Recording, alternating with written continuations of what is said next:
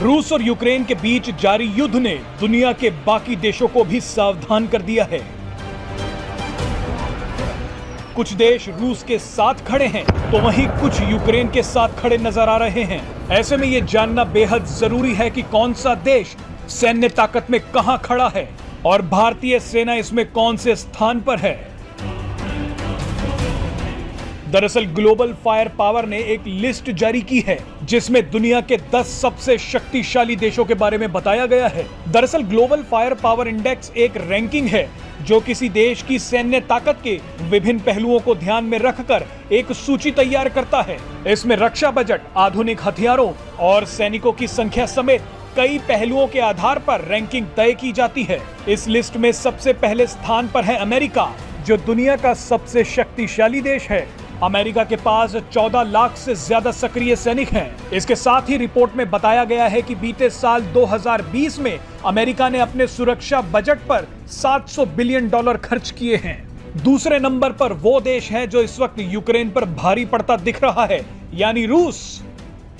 रूस का रक्षा बजट $46 अरब का है। रूस के पास 8,50,000 सक्रिय सैनिक हैं। इसके अलावा रूस के पास करीब 772 लड़ाकू विमानों के साथ 4100 से अधिक विमान हैं। ग्लोबल फायर पावर की लिस्ट में चीन दुनिया का तीसरा सबसे शक्तिशाली देश है। चीन का रक्षा बजट लगभग $209 अरब का है। चीन के पास 20 लाख से ज्यादा सक्रिय सैनिक हैं। दुनिया में चीन ऐसा देश है जहां सैनिकों से सबसे ज्यादा काम लिया जाता है। अब बात करते हैं भारत की।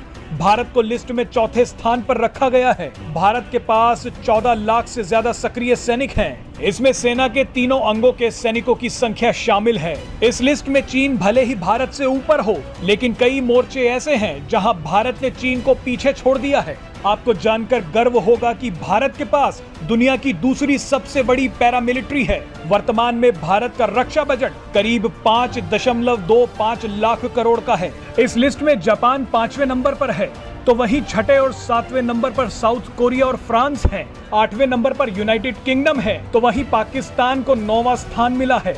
10वें नंबर पर ब्राजील है।